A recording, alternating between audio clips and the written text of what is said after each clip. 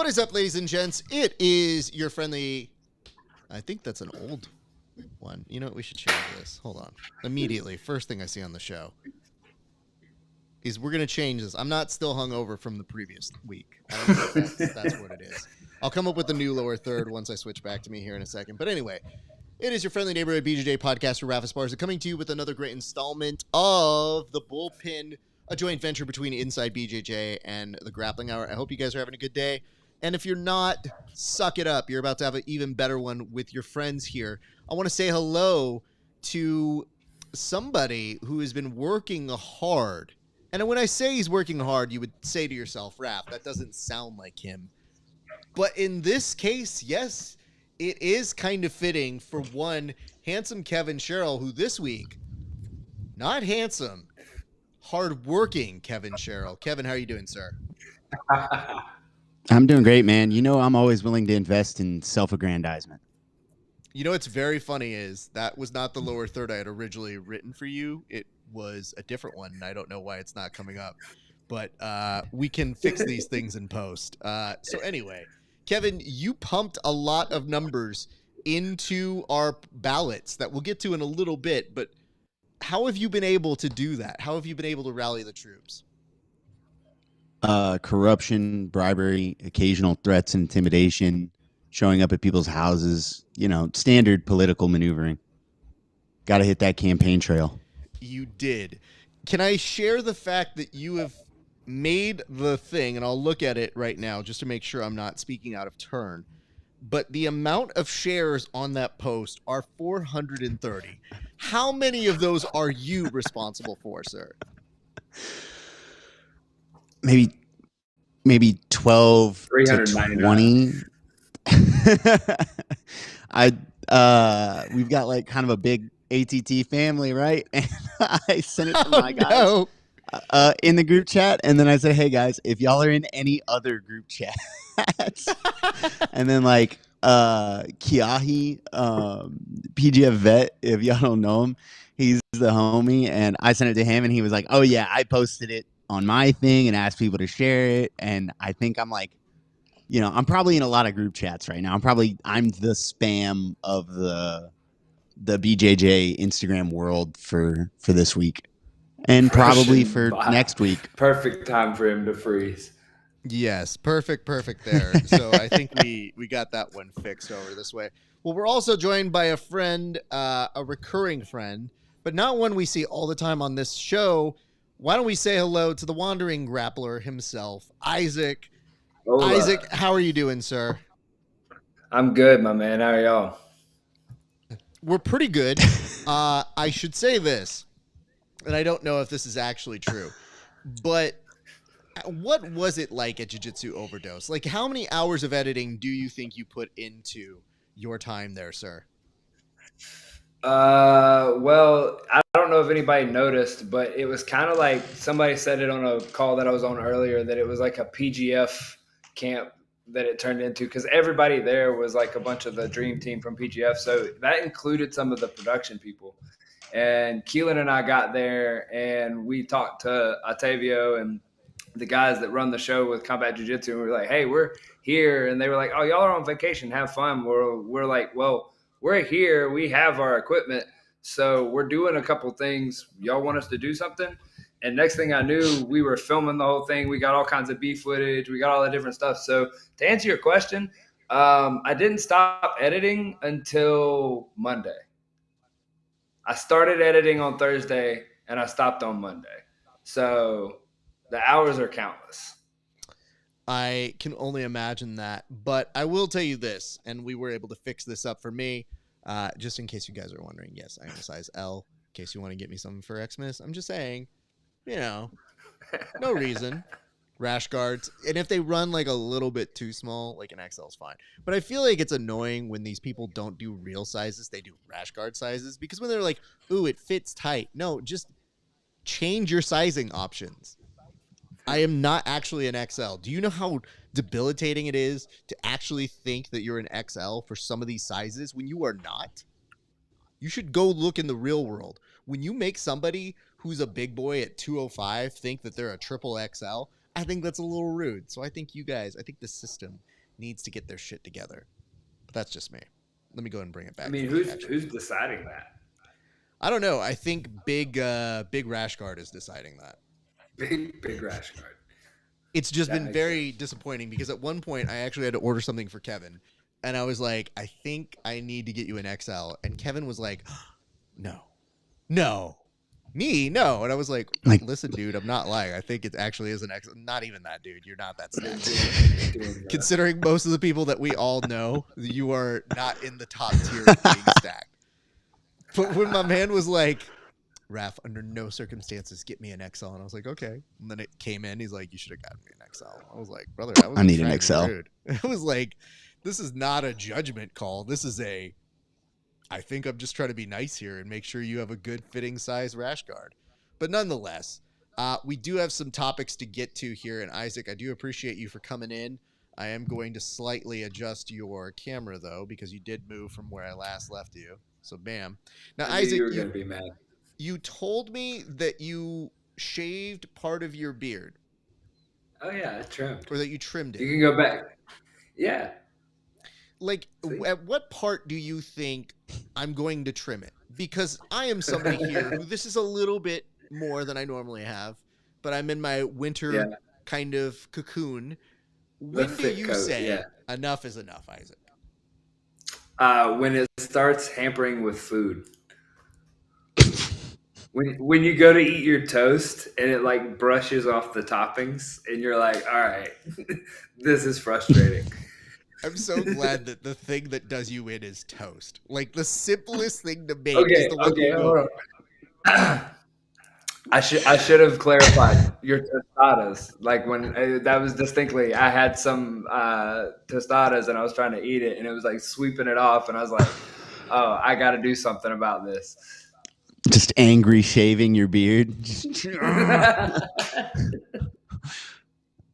I do appreciate that you have to tell the Mexican, the one lone Mexican on this show, and be like, no, not toast, Raf, tostadas. My people, we call them tostadas, sir, just to make sure you are aware of what that might be. No. I mean, that's distinctly what I was eating. Distinctly, it was a tostada, like with some guacamole and, the whole shebang. Guacamole is made from avocados, Raf, if you didn't know. You're just digging my grave deeper. Thanks, Kevin. Okay. Kevin has never refrained from an opportunity to shitpost ever in his life. And you know what was weird is that, dude, on these posts, I had one person say a shitty thing about Kevin. I hid that because I was like, I don't want this. I know it's engagement. I don't want it. And then I had one person say something shitty about Tim. And then that one was so non-offensive that I go, I guess I'll allow that one. And there was, I wake up in the morning and I see there's a whole chain of conversation that happens. So, Kevin, who is that person that is responding to that? He went to my seminar in Seattle, and he's actually a super fucking nice guy. And he got through the Kiahi grapevine. It got sent to him, and I was like, yeah, can you guys, be sure to vote and, whatever. And he took it upon himself to get in there and go, you know what? Fuck Tim. I'll fight him. I was like, he tagged me in it. And I was like, bro, just so you know, Tim's the sweetest guy on the planet. However, I love the energy. That's an engaged voter. So, Isaac, have you voted in any of these polls? I don't think I've seen you vote in any of these polls. I voted in one of them. The very first one, I feel like. All right, but the rest of them you had no interest in, including two of the co-hosts of this show. So I'm going to give you an opportunity right now, Kevin, before we get to the board, to make your pitch to why you should have Isaac's vote. Man, why wouldn't I have your vote? We've worked together forever. Can you imagine? That's an et tu brute situation. We've worked together. We've trained together. I saw somewhere that you were a Russian bot. Do you have a rebuttal to that? I am. Listen, you got to make some compromise. I'm not actually real. I'm just here to fuck with our democratic system. That said, you should totally get behind it. I'm a cool guy.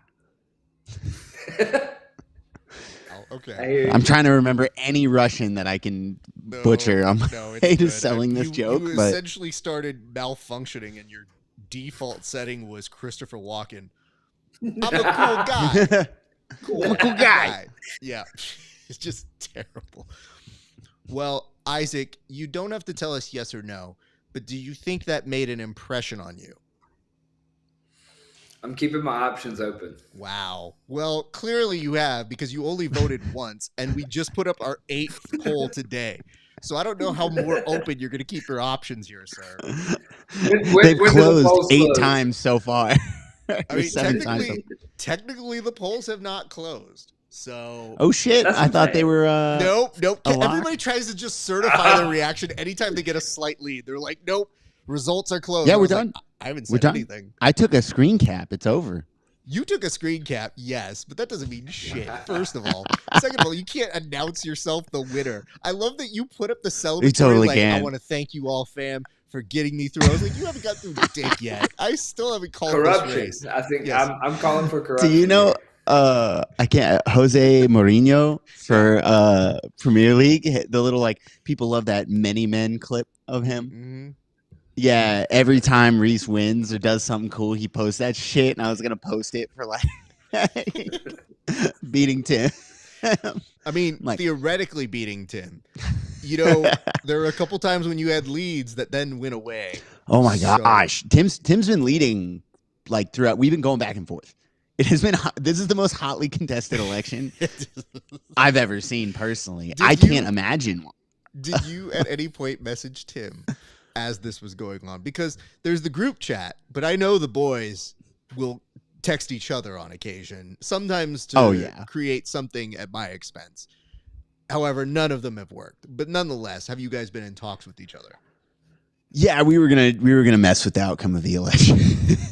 We were gonna fuck with it. And we've been messaging and talking back and forth about it, and we were both kind of surprised at how many people fucking voted. I've been going ham and trying to get votes. I fully expected to bury Tim.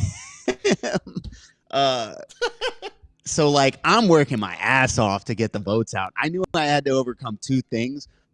One is Tim is a sweetheart and everybody likes him. Number 2 is I am very hated. There are a lot of people. Wait. What? I can make balloons? No. Yo! No, terrible. Does it that mean this one's on? Do we get... Oh, I can announce my win and throw the V's up. You can't do that 100%. Delete this footage. So you were talking about his professionalism before the show because of the whole thing. Well, now he's behind me. Holy shit! It's like somebody gave me the early morning talk radio keyboard where you can. I've always been so mad at that feature, and despite my best intentions, I can't fully delete it. But the thing that's truly aggravating about it is, the first time it happened, a guest did this, and then balloon popped up where it was a floating thumb, and I said, "Oh no, did I press a button?" And I spent another hour editing it to take it out. It made me get up and go "Oh, if it's my mess up, let me get rid of it." And then I fixed it. It happened again. I go, I definitely didn't press something that time. And it happened with, of all people, Brailer Grout, who in his most surfer dude moment was going, "Whoa, that's so cool. Let's do that again." And then does 2, and it exploded like a parade of funfetti. Wait, 2 is the funfetti? What? That's the one I was trying to get him to do that. I was trying to get him to do that one. I want to point out, Raph, that my feature is turned off. I want to point out my professional there. Thank you. I'm never turning it off. Wow. Well, you're going to see yourself as a silhouette a lot more on the show. That's in my contract from now on. I want access to these reactions. I cannot tell you how mad it makes me. And that the worst is that I have no control over it. It's one thing if I did, and then I could fix. As everything here on this show, I just fix it. I just always make it work. And this is one of the few areas I just don't have control power over. and it was very aggravating. Yeah, it's like you gave a toddler a whistle. I did. And you know what, though? I'm going to keep giving you fake gestures to make just in the hopes that we get you to do the dumbest looking shit that I can meme. And that'll be the way you don't do it anymore. We just get Kevin throwing gang signs. Hey, Kevin, do this real quick. No, yeah. What happens if I do this? My eyes turn red. Nunchuck, clip that. I will tell you, there is a part of me that is like, whenever I do compete, I am grossly out of breath after it is all said and done. And there have been moments where I've hand raised myself when I did not win because I was just like, I'm so tired. No, that was me. I'm fucking exhausted. I have legitimately thought at one point I might do a 10th planet if I accidentally win. And so it's been grossly in my mind, like, don't do anything. Literally don't gesture anything. Because I feel like that is the moment where I do not have my wits about me. So I definitely the spirits just take you over. So sometimes the Holy Spirit just takes you over, Raph, and you just gotta let it speak, and you just gotta start throwing. I love telling 10th Planet, like 10th Planet people during like photos that they have it backwards. Oh, bro, wrong hand. And I'll have them. They'll go, no. Take a second. Hold on. Wait.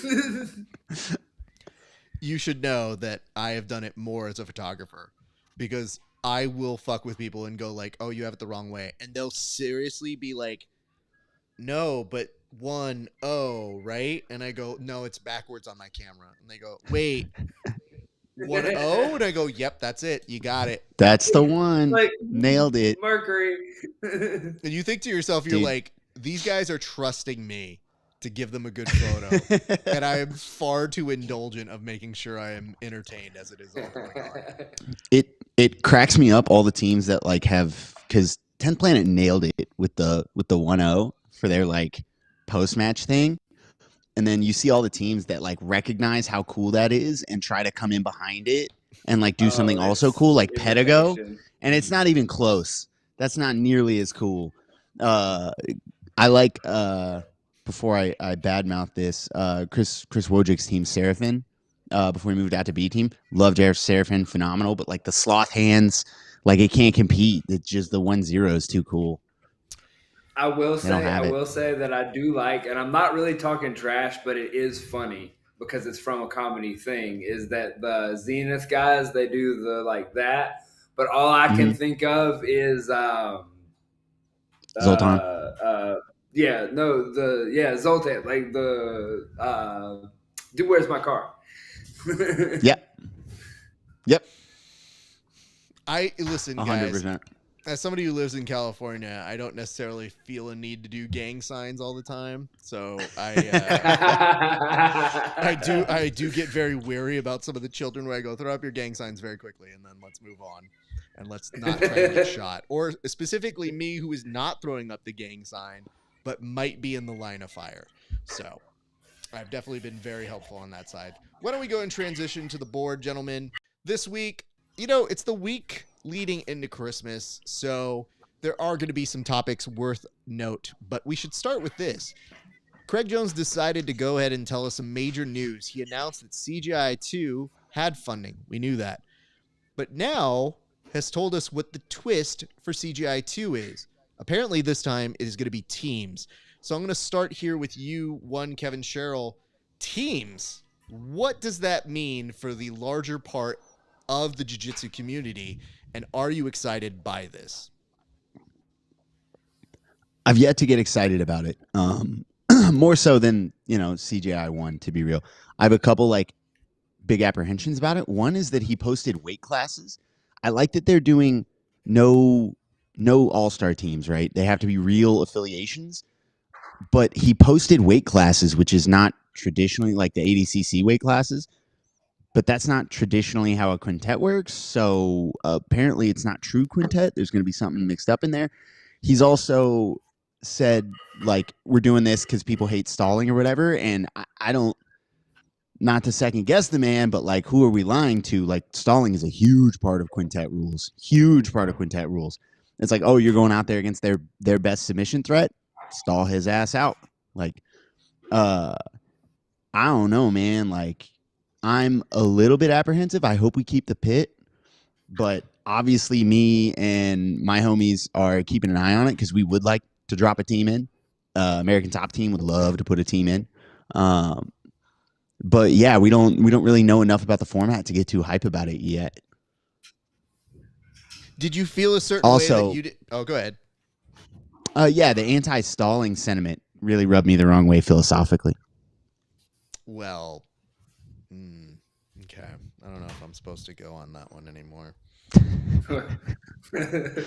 Like, there are certain things that I feel are, once they hit the I'm Rick James bitch level of joke overplayed, I try not to overdo it because I'm funnier than that. But I do recognize it is important to do every once in a while as a joke, like when it fits. For Kevin, and it occasionally does. But like, can we make the amendment? Not for us here, because I don't think we do it that much. But for like the community, can we aim to be better on the stall calls about Kevin in 2025? Yeah. Just say. Okay, that's all. That's all. Listen, fans, just letting you know, I have a certain caliber of needing that high a degree. But Kevin, did you feel a certain way when they didn't mention your team as one of those teams? No, American Top Team gets overlooked all the time as a jiu-jitsu powerhouse. Like, we have guys like, obviously, Paul, Sergio, and Ernesto. And you've got, like, Gilbert Burns is out there. And, like, we have a ton of guys, but we're known as, frankly, the best MMA team in the world. We're an MMA super camp. 2 of the super camps in the world are ATTs. So, like, we get overlooked a lot. But he listed, there's going to be 8 teams in there, and he listed 5. And I was like, all right, I like, there's room there. There's room. Obviously, you have the big names, his team, B team, right? You've got Renzo Gracie, he's going to be nasty, Atos, whatever. I'm sure Pedigo will have a ferocious team. But, nah, I'm kind of used to people being like, oh, ATT does jiu-jitsu tournaments? ? Fair enough. All right. Isaac, I'd like to get your response to this. What did you feel like when they announced it was going to be a team format, sir? It's a very interesting concept. It's like what Kevin was saying. There's still kind of some like mystery on what the like exact rule set is and like how they're going to approach it. I was along the same lines of thinking of like, so they're doing a quintet type of thing, but then it looks like it's not a quintet. So really more clarity. And I mean, from a marketing standpoint, I get what he's doing where there's like the mystery and the idea of, building up all this conversation, the whole reason we're doing this. I mean, bravo, good job. We're all doing it, playing the game. Got it. But the team stuff, I like it. I think it's cool. It's neat. We explored it in the PGF at one point. I remember we had like kind of the quintet style. It gave it to where it was more of, like Kevin said, it's still gamified. It's still like guys try to, like, for the lack of a better term, like cheat the game to win the game, which no, you're just sportsmanship there. Like, or that's not the word I'm looking for, but like gamesmanship where they're trying to win the game. And the team stuff, like, I just feel like that we've seen pretty decent variations of that already. And so, like, I'm interested to see how it plays out. I hope it means that we get to see more diverse, like, people play against each other. But I don't know if that'll be the case. Because, like, if you have a team sport, then you have people that ride the bench. And that's kind of always been one of the separating factors of combat sports is that, like, it's individualistic to the point that, like, you don't ride the bench. Like, you play the game. And now we're kind of making it that same hierarchy type thing. I don't know. And that gets off in the philosophical stuff and things like that too. But I'm interested to see. I knew he was going to pull off a number 2. The first one was so big and such like a splash in the pond that, like, there was no doubt that he was going to pull off number 2. I hope that this creates enough momentum for, like, the sport to keep growing and everybody to keep going and there to be a third. So, like, regardless of the format, I just hope it exposes something new and it's not like a repeat of something we've already seen, like in the quintet formats and those things like that. Because like we said, everybody hates stalling, so I can agree with him on the, like, this not liking the stalling, but I don't know that this is the answer to the stalling. just want to rephrase one thing or reiterate one thing you said. I knew he was going to pull off a number 2. Is that accurate? A CGI 2. A number 2. So when you say stuff like that, my childlike mind thinks of it a certain way, but there is a kind of brilliance in it. I mean, if anybody's going to pull off a number 2, it's going to be Craig. So there is kind of a hidden genius of that. It's just the initial read was like, you keep referring to it as a number 2, and I'm thinking, like, what if he wants to go number 1 one of these days? I don't know. There were a couple jokes in there, but I'm just not going to make them because we're on live TV. So fair enough. All right, let me just give you guys my quick little thing here. All right, here's what I can tell you about the CGI 2 or the CGI 2 that I know of right now. So they mentioned the idea of weight classes. Yes, normally for quintets, you're just supposed to all have people who make under a certain amount of weight. In this one, in having the categories, that's interesting, but Craig has also alluded to the idea of having a group, a member that could run the whole gamut. And that would harken back to a Lachlan Giles when the BJJ Fanatics team competed at an event that Uriah Faber put together. So that's a possibility. That could be cool, but it does seem to jumble things together. They also mentioned the idea of a wild card, and I don't know what that means. Does that mean it could be one person that fluctuates weight? Is that an extra member that you can kind of tag in or have somebody work at a certain weight class? So there's a lot of unpredictable variables here for this tournament, but I like the idea of teams for this reason. Teams are easy narratives to do. Obviously, the $1 million makes it very compelling, and we had some amazing matchups at CJI 1. But for the second one, I am intrigued why they wanted to go the teams route. It's my favorite thing to commentate because the narratives build, you tell all these great stories, and on that night, that's going to be at least, 5 times 8, about 40 different grapplers. Is it that they wanted to split up part of that cash prize? Because if you do that, you're not winning $1 million, but $200K isn't bad if your team does a lot of the great work. And let's say you're a project member that does some of it.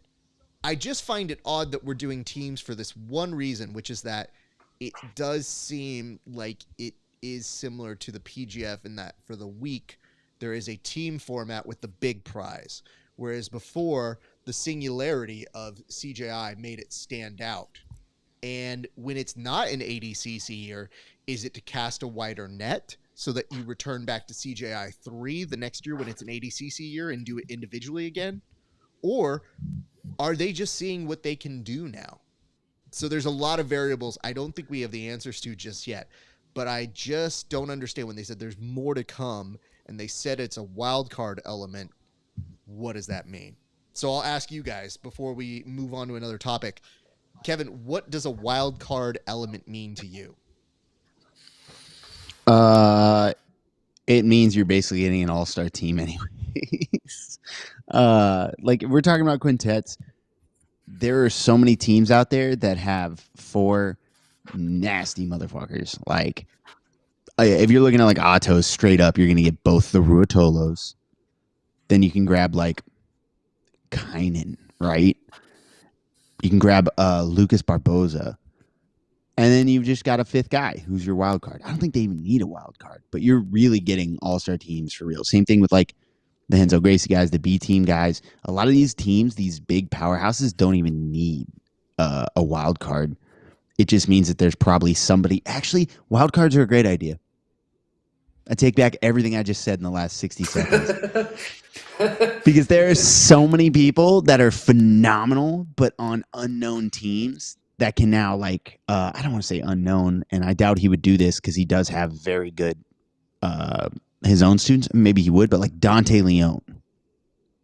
I don't know that he can field like a quintet that really is in play for the $1 million. Don't worry, Max Hansen isn't watching right now and is not an active viewer in the Instagram side. So it's not like he heard that at all. I'm going to pause you here. I'm glad you were able to have that discovery with us live. It's very funny when Kevin has the moment of clarity that goes, nah, I just take all that back. It's like you just see the light bulb go bing. I was thinking about it from the perspective of like, the Golden State Warriors and the Lakers thing, but you got to think about like, it's not actually for them. It's for the guys who don't have a team that can really make a play so they can like free agent their way onto a powerhouse team. So let's stop here.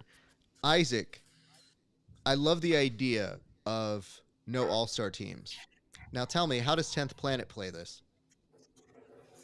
You're asking me as like a representative of that? No, I'm just asking you as a panelist.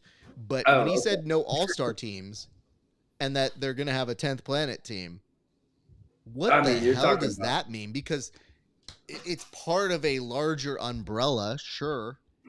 But when he says real teams, is he alluding to the fact that these people have to train together so many hours? Like, what does a real team mean in 2024? I mean, that is a good question because, like, when you bring up the 10th Planet thing, I've recently had a couple conversations with guys like this where I've been in, like, Monterrey, Mexico, and you're sitting there eating dinner with somebody that's from Germany, somebody that's from England, somebody that's from Ireland, somebody that's from Saudi Arabia, somebody that's from, and like all around the world. And then like one person that's from outside the group that's not on like the 10th Planet team, they'll be like, hey, do y'all like always do this? Like just meet up, hang out, train, all this, like anywhere. We're like, that's the team thing, right? That's why we're on the team. And so like, I know that there's flaws in all teams, but I don't know. What is what defines a team? Does it mean you have to? Because I know Kevin's with American Top Team and they have multiple locations, right? And you guys, do y'all get together and train like that? I have never rolled with Gilbert Burns in my fucking life. But like, I'll like see him and I'll dap him up. But like guys like that are, I'm sure if we field an American Top Team, some dudes from Coconut Creek are going to be like, cool, I'm fucking in. Pantoja would be a phenomenal 66 kilo guy. So like you're going to have people that are like, I'm fucking in there, bro, for the million that I've never fucking trained with in my life, but they're American Top Team. Shit, if you really break it down, like me and Paul and Sergio and Ernesto are all on different fucking teams. We're all different locations. Like Ernesto is a coach at American Top Team Sandy Springs, the coach at American Top Team Sandy Springs. I'm at Lima. Those two guys are at Atlanta and Superfly interchangeably. So we train every week, but yeah.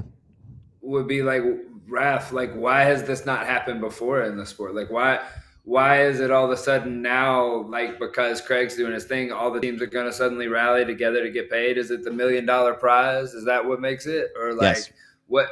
Yeah, I like how quickly Kevin said that. He's like, yes, that's absolutely it. Bro, Gilbert Burns helps me win my $1 million. He's my best friend. I mean, I feel you. There's sayings that go along with that. You ever see like the fucking back when Kyrie Irving said that the Earth is flat, and they asked LeBron about that? It was during the playoffs when they were on the same team. They're both on the Cavs. And they asked LeBron, they're like, how do you feel about him insisting that the earth is flat? And LeBron looks dead into the reporter's eyes and goes, you're talking about my point guard? And he goes, yeah. And he goes, if he says it's flat, it's flat. Let's play ball. It's like, I don't give a fuck, bro. We're playing for keeps here. I don't give a shit. I feel you. Someone needs to snag that. That's a perfect CJI meme for 10th Planet. So I think we've exhausted this. We're going to move on to our second topic right now, which is with all these happenings at CJI 2, we're talking about the actual tournament, the showcase, if you would. But there's going to be some crazy super fights. Kevin, you pitched this, so you're going to go first on it. You were wondering what kind of super fights you would like to see, so I'm going to give the board to you first, sir. Yeah, I mean, I think just for comedy's sake, it would be really funny to have Gordon Ryan on CJI, and now that he said that he's not doing ADCC, I would love for him to join the ranks of the Cockroaches. But that's probably not going to happen, right? I feel like Gordon's sitting well enough financially and has enough, I'll say pride to like he's not going to fold on that one for for $1 million. Craig will have that on him forever. I'm really, really intrigued to see who Craig can pull out of there. I'd like to see some big name UFC stars. Now that we're making like real money, this is what I'm excited to see. Now that jiu-jitsu has like real mainstream money, can we get UFC stars? Can we get actual celebrities? I legit want to see guys like Tom Hardy roll. You posted that like clip for the brackets, and I was like, oh yeah, that would be kind of cool to have like celebrity deathmatch on CJI. I want to see that. It doesn't have to be like the best jiu-jitsu in the world. I want to see Tom Hardy versus I don't fucking know who else does jiu-jitsu. So you have Tom Hardy as one side of it, but not who he's fighting. Tom Hardy versus Craig Jones. Let's run it. Sign the contract. Keanu Reeves. Stop ducking. Let's do Keanu Tom Reeves, Hardy versus Keanu. Dude, Keanu. I would love that. That would be phenomenal. Tom Hardy versus like Bane versus John Wick. Don't even let them go by their real names. Bane versus John Wick celebrity deathmatch. Let's go. Do you know who an OG jiu-jitsu guy that was an actor is? The guy from Boondock Saints that played the younger brother. Patrick Flannery, I think. No, not that. That's the main like white beard guy, the younger brother. Nathan Reedus? That sounds right. I don't know. He's They all in trained Walking jiu-jitsu. Dead, right? Yeah, that guy. Yeah.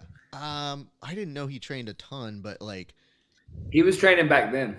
yeah, but I mean, listen, dude, Tom Hardy is that's a hard guy to roll with. And as Kevin has alluded, he might be on all the sauce, and Kevin would know. I mean, why would you not be?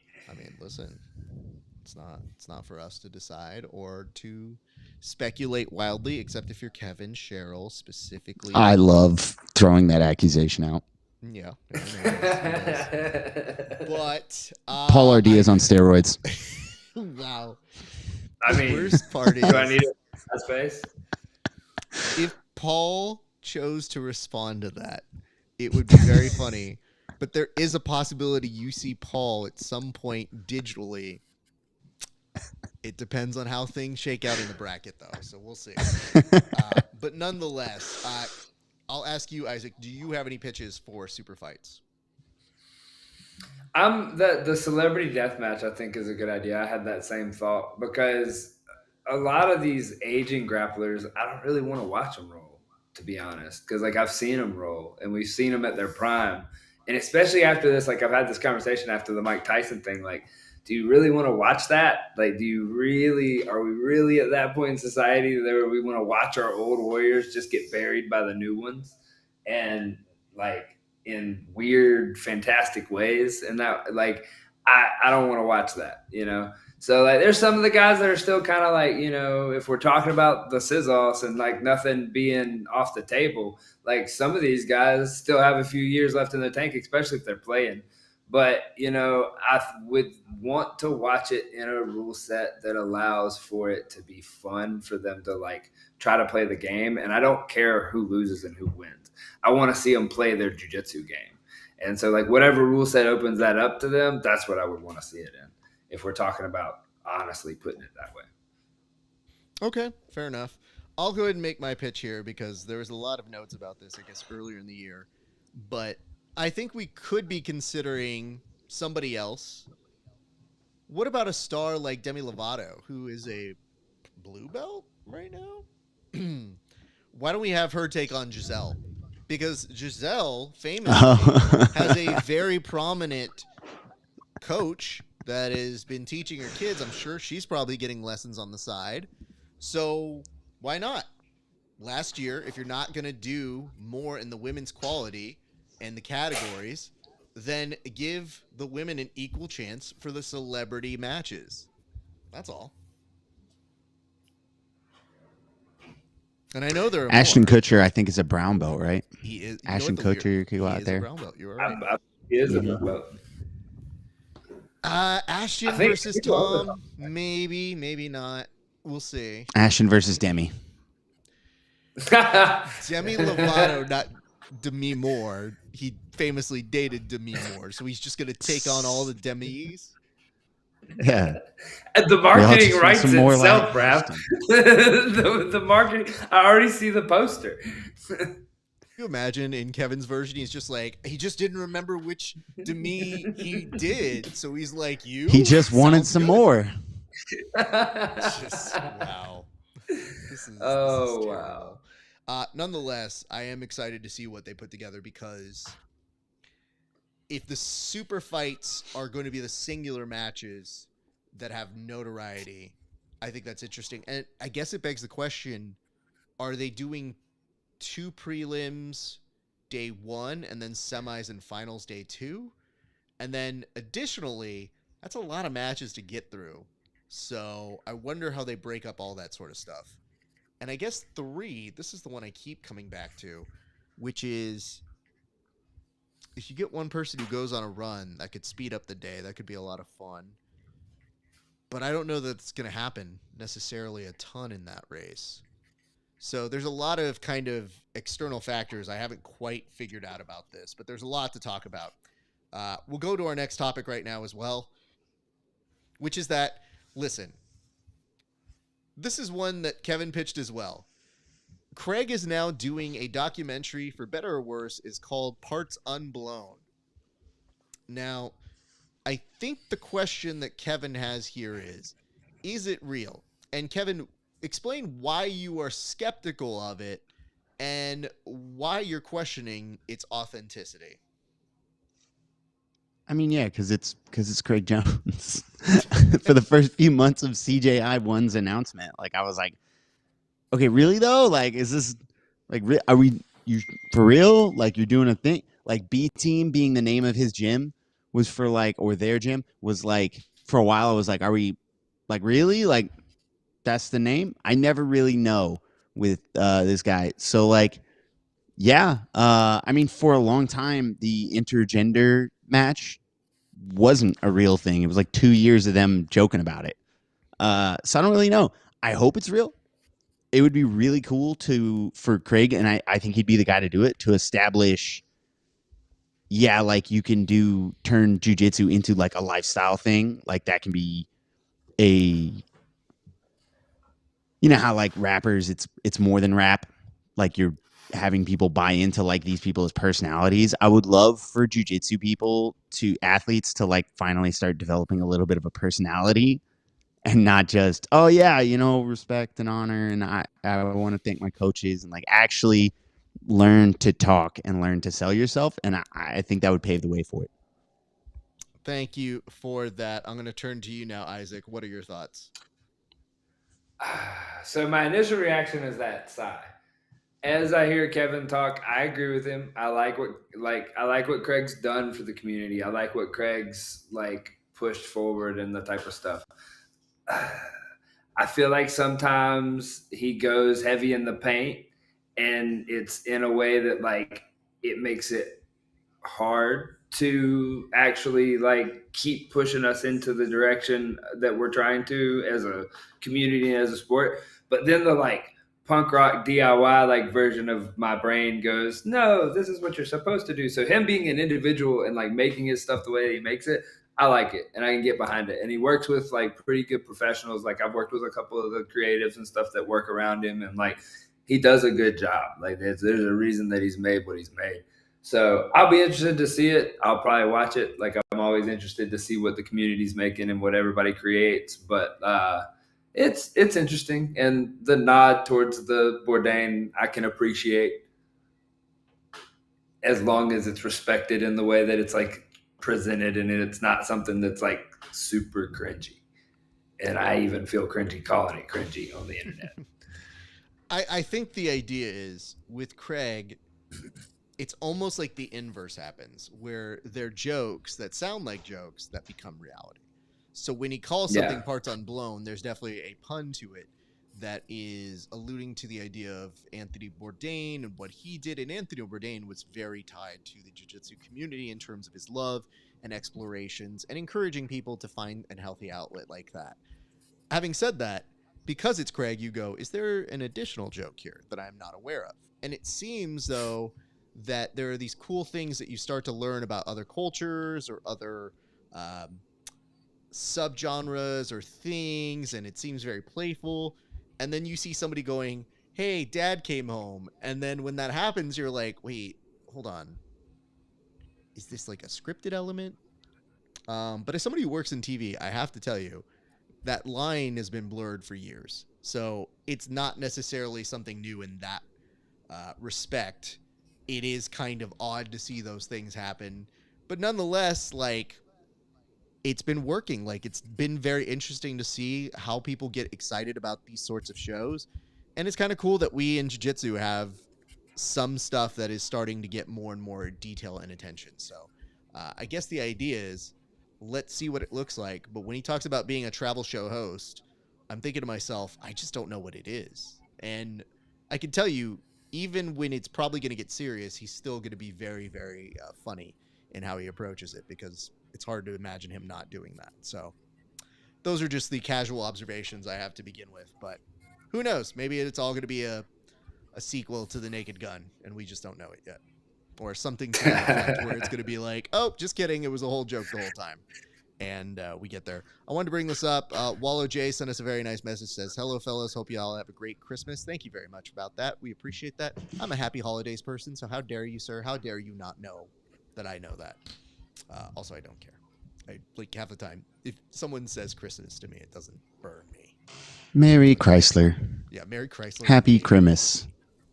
Happy Holidays is very funny because even as you start to say it, like, I always like to see the look on someone's face as they say it, because that to me is more interesting than the authenticity of whether they mean it or not. Because as they say it, you can get that look that goes, hey man, happy holidays. Or you get the people who are like, hey, happy holidays. You're like, oh, you mean it. I don't think the first guy did. I think you actually mean happy holidays. That person hates the fact that he has to say holidays. I like the Merry Christmas. I like, Merry Christmas. And then if somebody is like, well, I don't really do that, I go, okay, then don't then. I don't know why. Like, it doesn't. You can have a good day or not, bro. The day exists. You don't have to enjoy it, I guess. That's on you. You can do whatever you want. Amazing. Gentlemen, I don't celebrate Hanukkah, but I hope I have a good one, man. I hope it's a good one for everybody.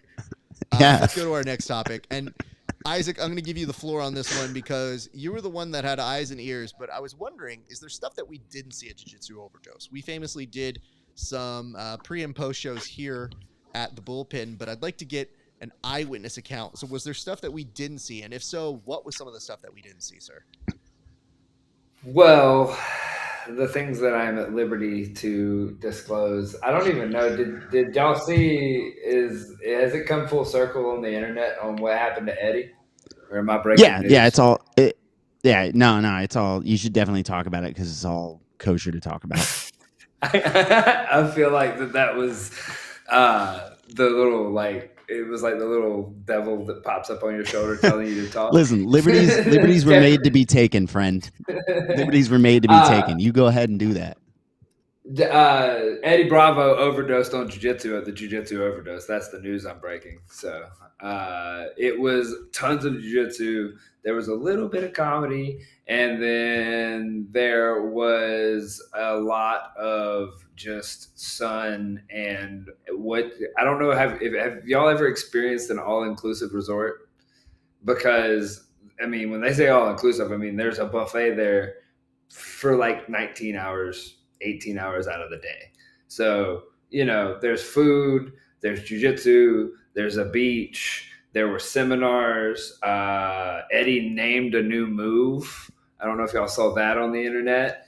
And we saw a bunch of really, really, really exciting brackets because every single night delivered on the jiu-jitsu. There wasn't a single night that wasn't. I might have maybe not have put EBI right in between all of the combat jiu-jitsu because that kind of felt like you were like, oh my God, everybody's getting slapped. This is crazy. And then EBI was crazy in itself. Like the whole way it played out, there were some people that died. Like it was great, but it was slower because there weren't slaps. And so that kind of pointed out how people enjoy violence. We know that people want blood. So it was really good. The combat jiu-jitsu shows here in Mexico are ecstatic. They are fun. It reminds me of like my favorite time period in MMA was like 2000 2008, 9 to like 2012, 2013 in the Southeast. It was lawless. It was crazy. People were fighting in like abandoned buildings and like in farmhouses. It was crazy. So like going down here, it's like a bunch of the quality of the mats is nice. Everything is nice. The production's really good, but then the crowd is just as into it as like ever. Like everybody's excited. People are getting slapped and people are getting submitted, and there's all kinds of like excitement that happens in the show. So like it was fun, and plus it so exactly what they sold was it was jiu-jitsu overdose. Like it was all the homies that were doing jiu-jitsu. We were hanging out. There was a late night rave slash open mat on the last night. And some people that were not 10th Planet were kind of blown away when they walked in. They were like, it's 11 o'clock at night and everybody's out here rolling and doing jiu-jitsu. This is crazy. So let me get back to that, because you mentioned that there was it a rave that night? Because I thought the rave was happening next year. No, the rave and the open mat. All right, look, you have to understand about 10th Planet guys. We like to like paint outside the lines. Schedules mean nothing to these people. And so we got to a point that evening that they couldn't really decide what everybody wanted to do. And they were like, you know what? Let's have a rave and an open mat to close out the weekend. And everybody's like, yeah, let's do that. And so then everybody showed up and there was a DJ and it was no, they weren't playing a DJ. They were just playing it over the PA, but they were like talking about next year having a DJ for the rave. So that may be where you got that information where they were like, there's going to be a rave. But they had like lights going and everybody was rolling. And it was like a really cool, like, if you're like that type of jiu-jitsu head that just loves to do jiu-jitsu, like at any given moment, I'd love to be in an open mat. Like I'm headed there here in just a little bit to go train tonight. Like every chance I can get on an open mat, I'm on an open mat. And so like the same type people were kind of there for the camp. And so you're hanging out and it's 11 o'clock at night and all the homies are out there rolling and they've got like music playing and it's like a big party. It's like, it was super fun. Okay. Now the weird place I got my information from was Eddie at the end of the show, who said, next year there's going to be a rave. And I said, oh, so that's a next year thing. And then you come on and tell me like, oh, the rave was amazing. And I go, what the fuck are we doing? Like, why would you promote that for next year? And then just like, I'm screwed. We're doing it today. Kevin, back me up here. This is very much an improv thing that 10th Planet guys like to do. And like I said, it wasn't a true rave. I would imagine if you suggest the idea in the room full of those guys, of course it's going to happen. They're going to do next year. Somebody's going to do it. Yeah. Right now. How do you think we ended up with the PGF? Like literally that's exactly how that got made. I just was hoping that it was not going to be the Matrix People of Zion rave, because I think that's one of the worst moments in that film. And there are many in the sequels that were unnecessary. Nonetheless, we will now forge on to our next topic, which very glad that you win. Thank you again for all your hard work, sir. We appreciate it. It was very fun to see it from that other side and getting some peeks in here. We did mention we were going to bring this back up, so I feel like it's time to go ahead and address this. Kevin, do you have feelings on the bracket? I'll ask you to kind of walk me through anything that has kind of piqued your interest as you have been watching, because to me, I know when that bracket was released, it had definitely touched a nerve because you leaked it. And then not only leaked it, but then casually assured me in the most Kevin Sherrill of ways, like, oh, I just figured you'd want that to happen. And I was like, oh, would I have? Well, that's very interesting for you to have made that assumption, sir. So what exactly were you thinking and feeling as you saw these things play out? That is not the bracket. That's a different bracket. Thinking. Whoa, that's a different bracket. That is a very different bracket. But go on, Kevin. I was thinking you are welcome, Raf. No, don't do that. Don't. Happy to help. The worst part that you could do to anybody like me, a meticulous planner, is antagonize me with your fucking "you're welcome." And I was like, you could get the fuck out of here with your welcome. That's why every time you'd start talking about like, I did all this work and set up this microphone, I'm like, don't make me do the fucking trump card that I have. Yeah, I saw who was on my side of the bracket and I was like, this definitely wasn't intended to be shared, but I'm on this side of the bracket. And so's Cam Hurd, Travis Thomas, Paul Ardea, Chris Wojcik, Tim. And I was like, so I can just tag all these people and start the shit talk now.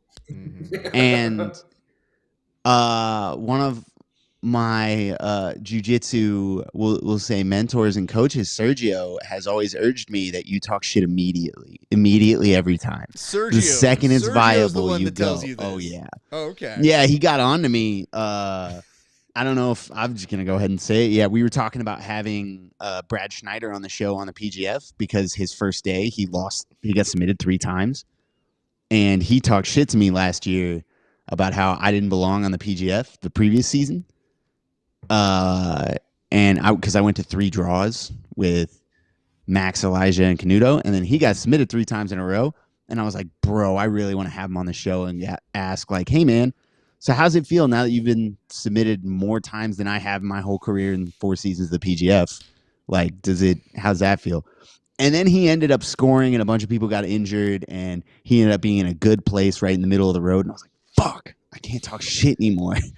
And Sergio was like, yeah, you fucked up. You talk shit immediately every time. And he goes, even if it ends up not looking good in hindsight, like things change, Brad does well, has a good season, it doesn't matter. You still got your shots in, bro. Yeah, dude, you still won round 1. It doesn't matter what happened in 2 and 3. You won round 1. And like if you win round 2 and 3, that's even better. But don't worry about them. Don't wait for the punch. Don't let it build. Just go. So I saw it and I was like, yeah, I can start talking shit to these guys immediately. Like, let's fucking go.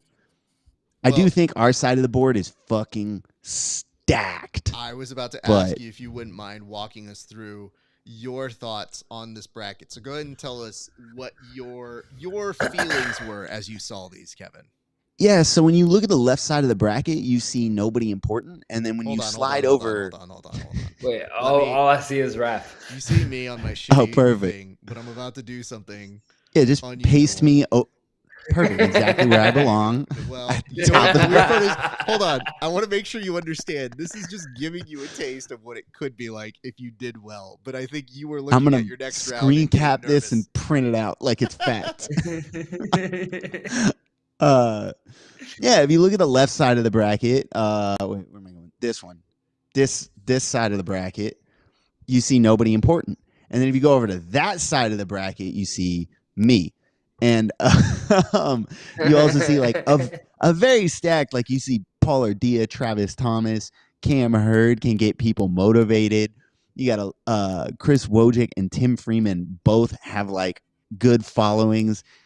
In a popularity contest, I would rather be on the other side of the board with the people who like maybe don't care as much, or maybe I don't know that bottom corner of Jokage and Happy Rolling, like they feel like they'd get involved, they'd get pretty motivated about it. I'm trying to like win this sheerly off of giving the most fucks, like sharing it 400 times. Getting people invested, offering private lessons if they vote, and then absolutely not following through on that. Like, I'm doing everything I can. I'm getting real political up in here. I'm looking at every trick in the book, man. I'm going to tell people they can be in my cabinet if they get me a certain amount of votes. We got to get some funding for this campaign. Walk us through this. Who do you think you're going to see in the semis? Like, how do you see this playing out? So give me your semifinalists. Semi-finalists, if I can get through, I think Chris is going to beat Elijah. Probably. Just, he's got, it depends whether he posts the vote on the Grappler's Diary, but if he does, I think we're all cooked. But I think it's going to be me and Chris. If I can get through Chris, it's going to be me. And then Travis Thomas, and then Alex Enriquez or Musa. I know him through the clip you posted, which was hilarious. So I'm going with him. And then down on the bottom, I have no fucking idea. None whatsoever. Okay. All of those guys, I feel like, could rally some support. Obviously, like Brian Peterson's a fan of the show, so he's going to be invested. And it just depends who's motivated and who shares it around, because everyone has relatively low vote counts right now. If you get 8 friends, which is like a group chat, I know we're like jiu-jitsu guys, we don't have that many friends, but if you get 8 friends, you can win the vote. Unless you're in me and Tim, who apparently we've rallied a small township to fucking vote in this thing. But if most of these votes have like less than 50 votes on them so far, send it to your group chat and it's a wrap. David Garmo, you own a gym. Tell people to vote before they get on the mat. Like, what are you doing? So I don't know who's going to win that bottom left corner, but I think it's probably going to be Musa, Travis Thomas, me, and then whoever makes it out of that little melee. That brings me to an interesting point here, Kevin, which is you and Tim have done such a good job promoting this contest between each other. It begs the question, could you do it with the show? Because I looked at this and I said, wow, Tim and Kevin really pull their resources together when it has to do against going head to head against one another. I've never seen either of you plug this show in the way that you have plugged this competition. Explain yourself, please. I can't win the show. What do you mean you can't win the show? You're on the show. You won. Kevin, we literally held a Willy Wonka competition to have a third host. You won it. We told you won it, and you were like, okay, cool. And then all of a sudden, you're like, that's cool. I'll reshare this. Then when I mean, it's like you versus Tim. It's like, hold on. I'm sorry. What? Hold on. How many group chats do I have? 400. Great. Every one of them is getting it twice. And then I looked at myself and was like, this could really be a good thing if we had a show that perhaps aired weekly and could be plugged weekly. Mm-hmm. Yeah, it's like when you the effort you put in when you're trying to date the girl and you're trying to prove that you're like, yeah, no, listen, baby, it's me and you forever. And then she's like, yeah, we should settle down together. And you're like, perfect, no longer interested. Video games it is. Okay. I'm glad we were able to clear that out because for whatever reason, I thought you had a solid explanation for not. That's the most handsome Kevin answer I could have thought up. I couldn't have written it better. But it's also listen. You want truth. You want honesty. It's just also incredibly stupid because he's just like, I know how to harm these guys. I'll do nothing. Kevin, you're on the show. Oh right, damn. Yeah.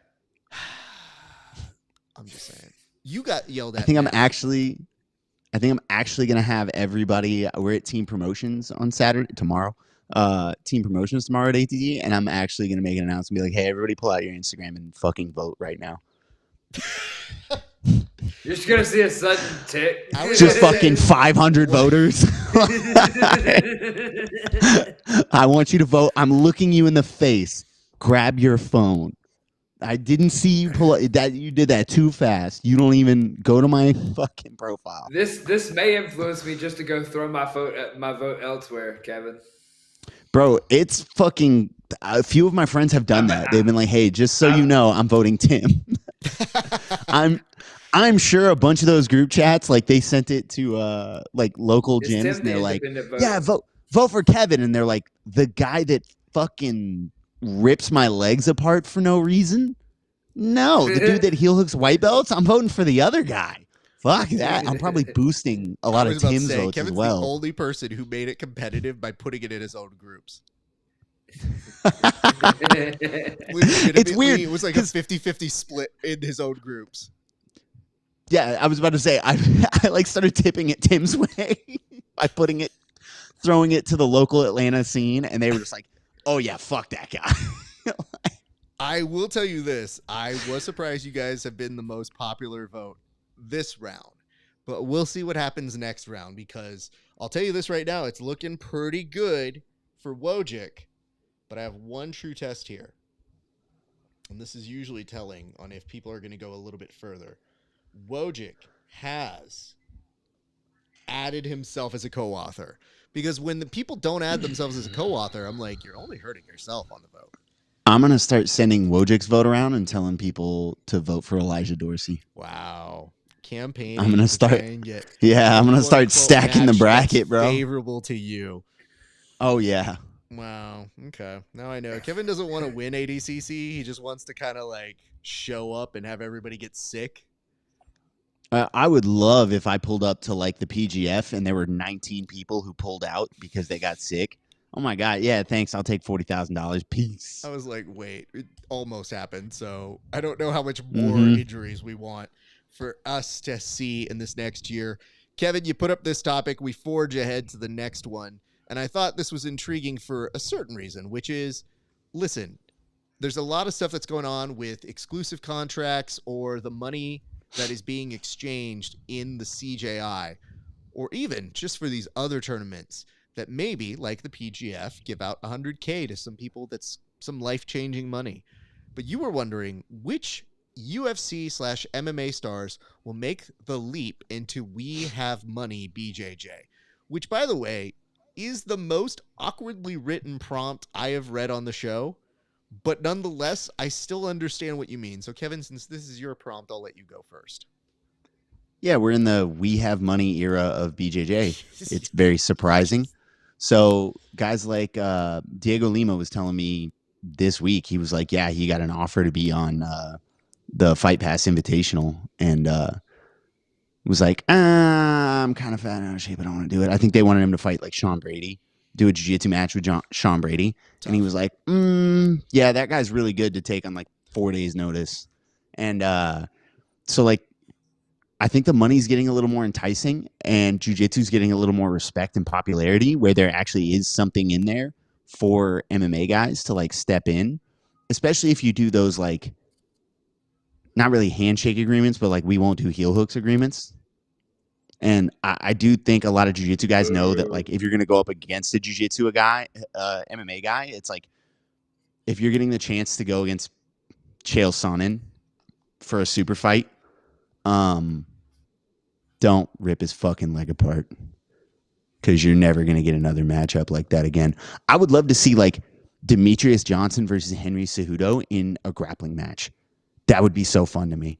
A lot of these like retired guys that aren't necessarily wanting to jeopardize their current career in MMA, but they moved out and they'll take, $10,000, $20,000 to pull up and do some jiu-jitsu with another MMA guy that they feel is on par with them. I would love to see some of that.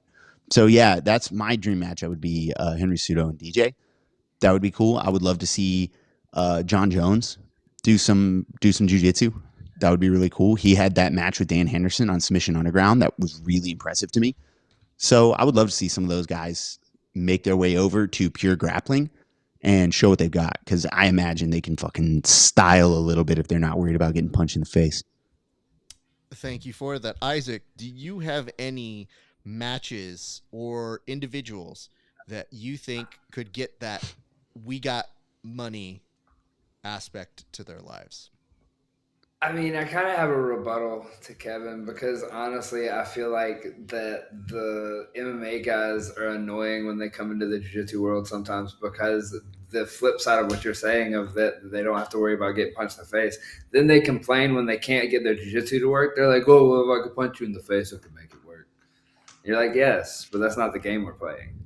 So I could agree with you on the heel hook thing, even though it makes me like cringe. I don't want to see like those go away, because it's like, if we're going to play the game, just maybe we stop trying to blow each other's legs out when we're in those type of games. Like, just get to the position, and maybe you don't force me to break your leg. And we like have like the gentleman's agreement stuff. I think it gets kind of stupid, but the like dream matchups, I think that it would be fun to see the MMA guys that are at the top that have the jiu-jitsu that I'm searching for the name in my head right now, but Oliveira, is that who I'm trying to think of? I believe that would be like somebody, yeah. like somebody like that would be interested. Like literally they have some of the best jiu-jitsu of that. He just falls down in front of people unless it's like, that'd be fun to watch him in a real jiu-jitsu match. And so I think, again, it's like a shout out real quick back to the like something, a lesson that we've learned from the PGF is that like you can't play the game that guys are playing where they just get broke off. The thing that the MMA guys are scared of, the jiu-jitsu athletes should be afraid of too. So maybe we should like tap earlier and like have a better actual sport agreement on what we're doing, but don't limit it and don't take away the movement. Just understand that we're both professional athletes, and just because I am capable of blowing your leg out doesn't mean that I'm going to. Yeah, I agree with all that. Did that There's answer the question? The thing that came to my head, not to cut you off, Raph, but is the thought of like quarterbacks sliding, right? Yeah. I can't remember who it was recently that like faked a slide. It's not super recent, a few years ago. Is in the NFL, like faked a slide and went for an extra like 10, 15 yards. And the defensive players were super fucking heated, and they were like, bro, we are 300 pounds that can hit you, like that can run a sub 5 second 40, right? Like we can hit you hard as fuck, and we don't, because we're all professionals playing a game, and you respect the threat of what could happen to you. The second you start taking advantage of us being fucking nice about this game, you're gonna get lit the fuck up. I cannot remember who it was, but like I like that game a lot. Of like, yo, you don't have to prove to me you can break my leg. I know for a fact you can. Like, I've seen it. It's all good. Yeah. Like getting to that point where we can be like in the gamesmanship of this versus being like, who can force their leg out? Yeah. That's how I think we could get the guys with the big money to come over. Sorry, Raph.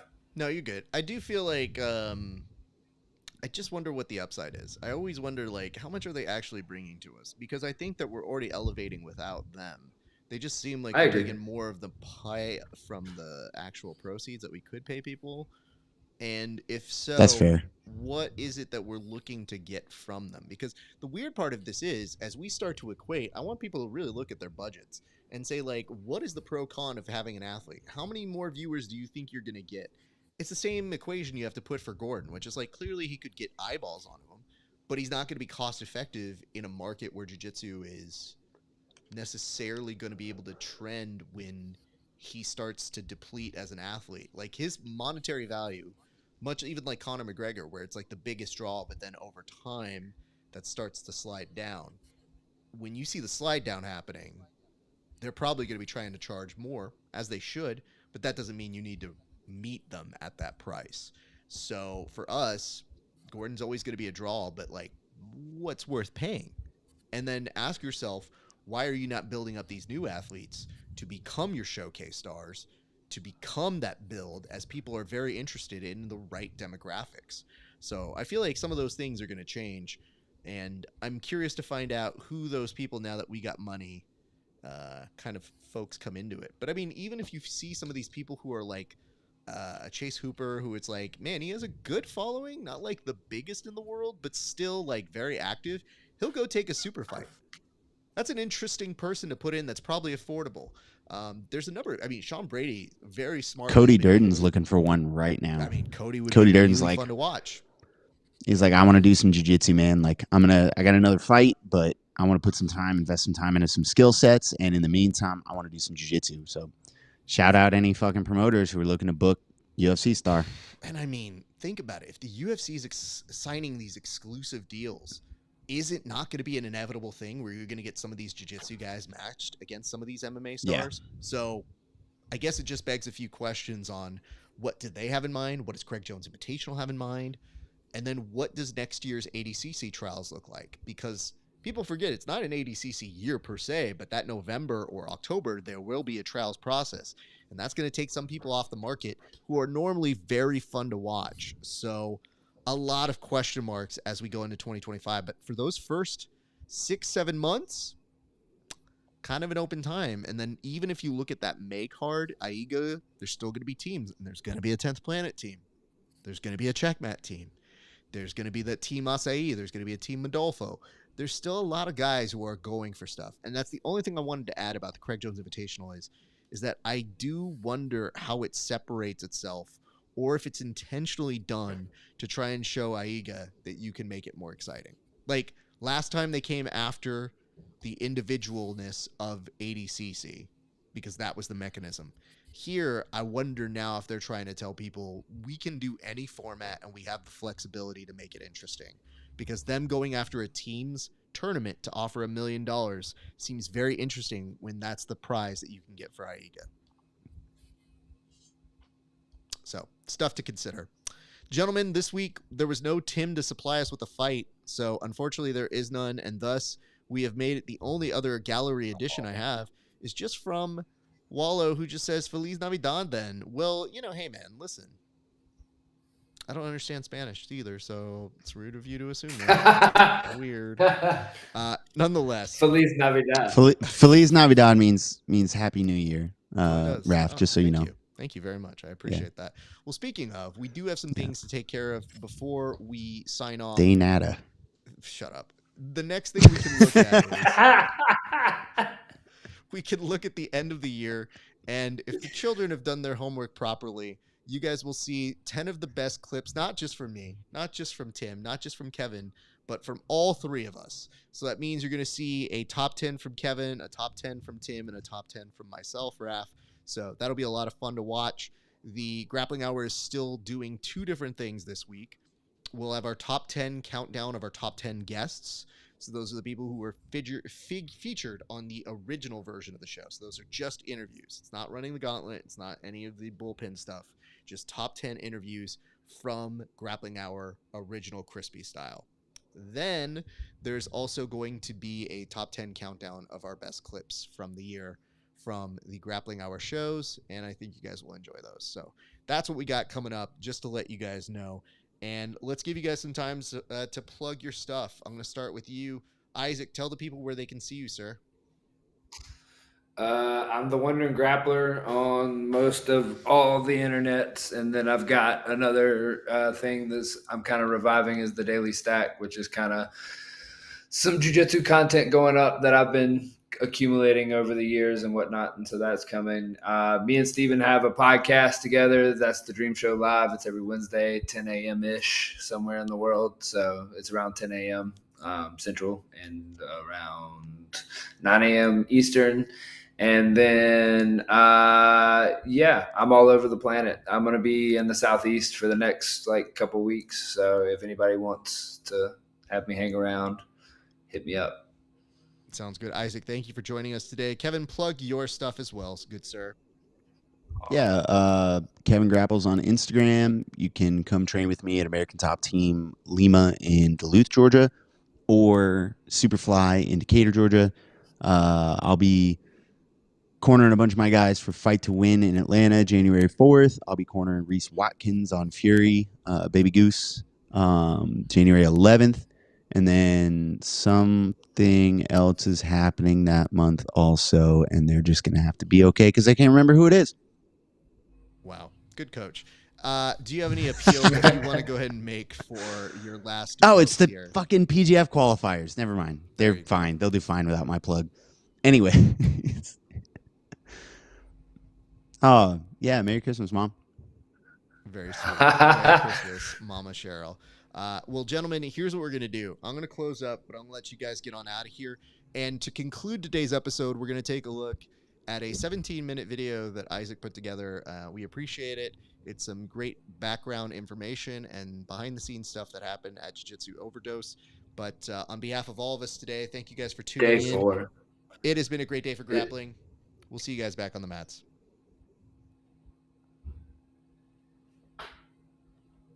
Hold on, I gotta find the right thing. It's day 4, by the way. No, that was a great close. Just kidding. We're not going anywhere. Jade Robledo, your favorite 10 Planet Princess, here from Jiu-Jitsu Overdose, day 4. Today is Combat Jiu-Jitsu Worlds, and we're about to start the rule meetings. Have Eddie Bravo, Victor Davila, Mike Beltran, and everyone waiting to hear what's new on the rules, because we know that there's been combat jiu-jitsu where they suddenly pop up with a new rule. I don't think this is going to be the case because we already had 2 shows with those rule sets. But well, you never know. We're starting this day 4, already began since the morning with the Martinez brothers, with Gio and Boogeyman. They were talking about rubber guard and bird traps and a lot of witchery, so it's been really packed, really awesome. está pasando? Hoy ya vamos a empezar el evento, estamos a minutos de comenzar este pedo. Van a haber muchos golpes, bueno, muchos cachetados, muchos slaps, esas de padrastro. Y pues mucho jiu-jitsu, entonces todos estamos chidos. A huevo. Sí estamos. Oh, sí estamos, a huevo. Yo quiero estar como tú, perro. Como tú, nada más como tú.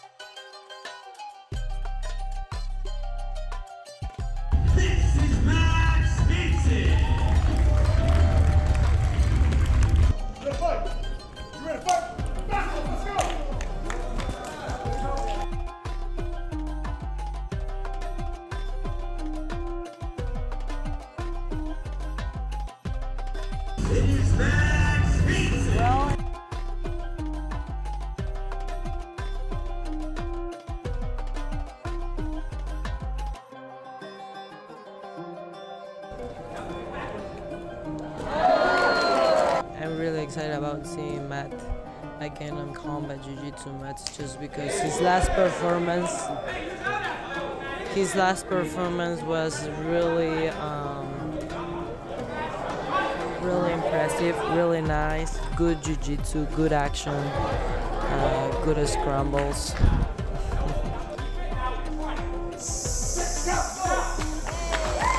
That was smart from him. He was starting to get an angle where he were going to start hitting. He was smart. Nice entry.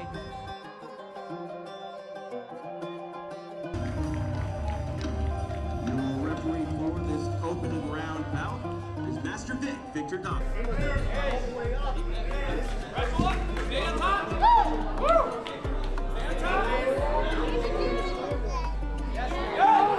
My name is Matt Mosh. I'm a 19-year-old purple belt. I come out of New York, upstate New York, near Wappingers Falls area. I train out of Black Hole Jiu-Jitsu, and I've been training about five or 6 years now. Last time we saw you in Mexico City on Combat Jiu-Jitsu World with an outstanding performance, like being like a runner-up from that weight division. And right now you're here. Tell me, how are you different from that past match? So last time it was at 45. It was a great experience. You know, I learned a lot.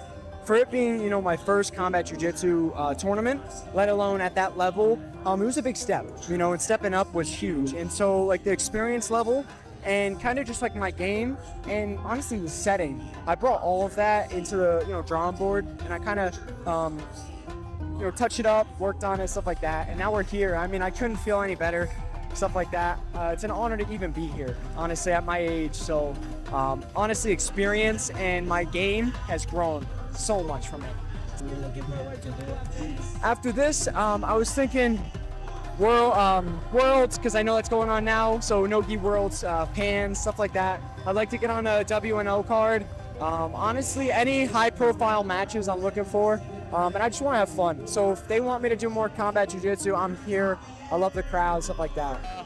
Yeah, I feel much better. I feel like I've improved in all areas, even, you know, just mentally, you know. So I'm happy, and I feel much better than ever. Is something different you work like this time that you feel that maybe it's mentally, maybe it's physically? How do you feel like, in which way you feel different from all the time? Yeah, I mean, I don't think I've ever worked harder, you know. I think I'm working hard as ever, and I feel like I'm constantly getting better and like focusing on getting better, and that's made a huge difference. Hi guys, my name is JJ Bowers. I'm fighting out of Mesa, Arizona. I'm 18 years old and I'm about to take this whole world by storm, I promise. It's just all I've been training for my entire life. Forgot to take my mouth guard out, that's how in it I am. But yeah, my name is JJ Bowers, don't forget it. What are you looking forward to show off on your jiu-jitsu tonight? Honestly, I feel like I don't wrestle enough when I do jiu-jitsu, so I just wanted to blast double somebody off the rip, and then I did it twice. So takedowns and you know, just keeping that top pressure the whole time. If you smack someone enough, they'll let go. My next match is gonna be against Keith Krikorian. It's gonna be a great match. That's gonna be it's one of my toughest challenges yet, but I feel like I have the skill set to go out there and beat him any way I want to. But all respect to everybody in this game. There's so many killers. Anything can happen at any time, and I appreciate everybody that comes through and watches this kind of shit, because you see how awesome these events are that we put up. You know, it's like great matches happen all the time. It gives me a platform. It gives Eddie a platform. It gives everybody around the world a platform to do what they want to do with their life. So I appreciate it. Representing Penfighter Jiu-Jitsu, here is King Gregorian.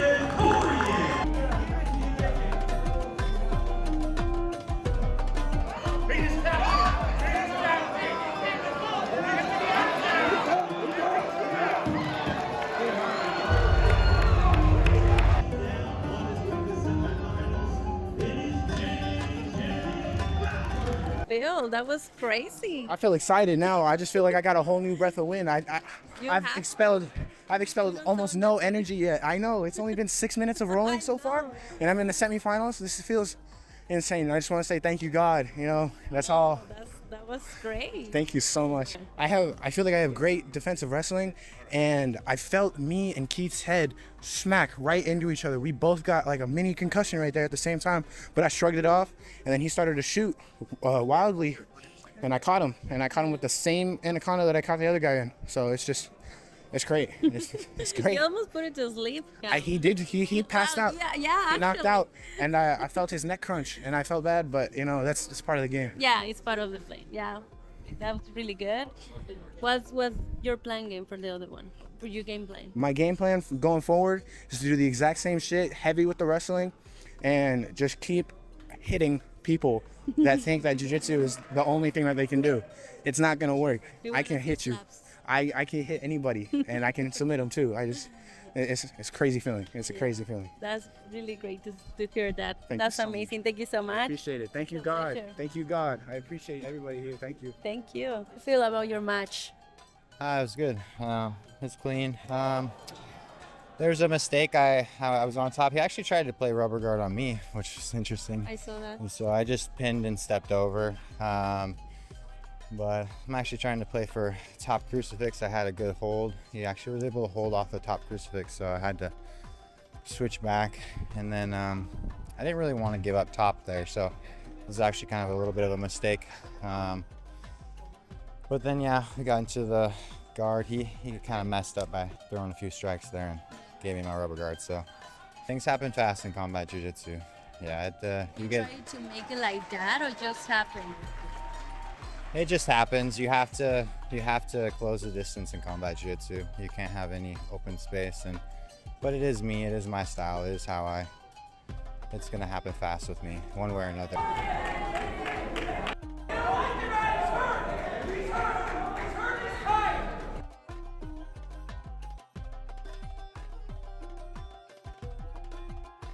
Probably not.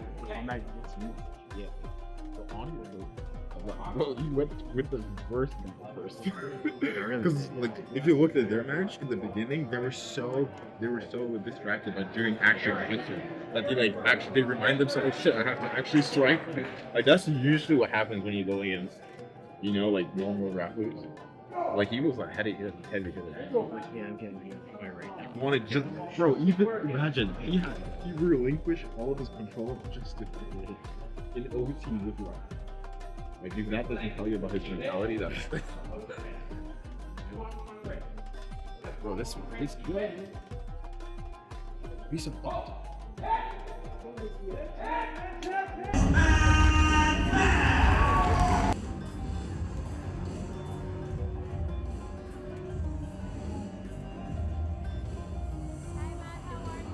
I mean, we know the guy. We kind of game planned a little bit. We knew if I faced him, I'd be able to take him down. And then on top, really it's the same game plan. I'm working to cut angles, drag, and strike. And off of that, I'm just bringing them in deep waters. I got him into EBI, and I knew, I trusted Mike, my coach. If we can go arm, he said go arm and finish, and that's what I did. And I escaped when it was his turn. So that's just how we do it here at Blackwell.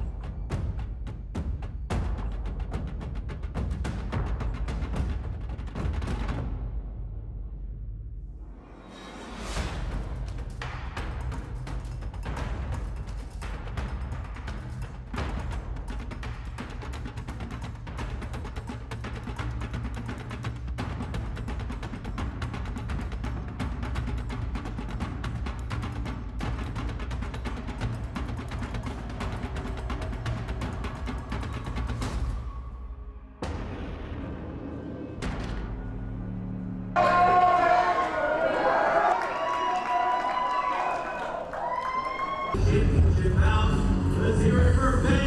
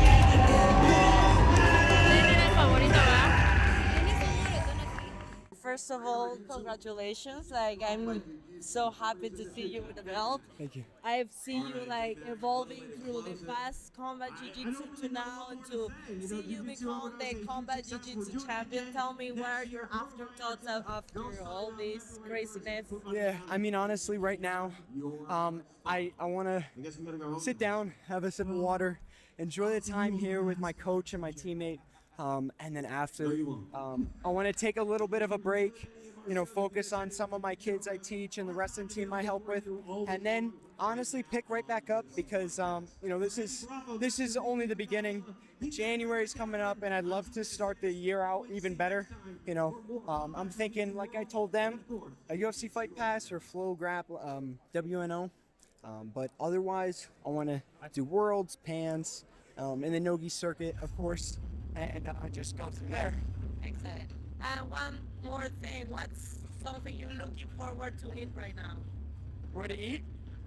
I'd love a big steak, some sushi, maybe some horchata. We just finished an incredible weekend jiu-jitsu overdose. The combat jiu-jitsu just got to an end. We got our champion, we already talked with him, and now we have Jonathan Hernandez.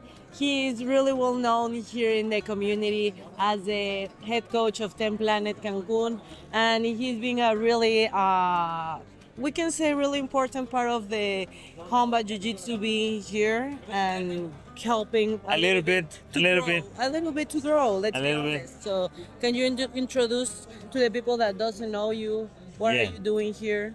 Yeah, everybody calls me Johnny. Yes, I'm Johnny Hernandez. I'm the head coach in 10 Planet Cancun. I'm a black belt under Eddie Bravo. And this was an idea that 7 years ago I told Eddie, hey, Eddie, let me do an event in a resort. I know it's gonna be fun. And suddenly in 2020, there was this opportunity of doing not just one, but 3 events. And suddenly we are in the number 10. So it's amazing that we had just the jiu-jitsu overdose, and it was really an overdose of jiu-jitsu.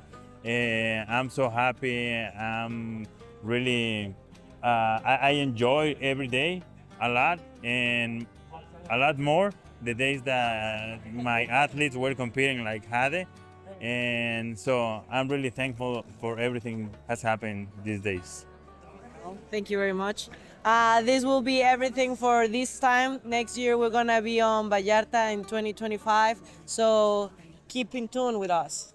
Yes. Us.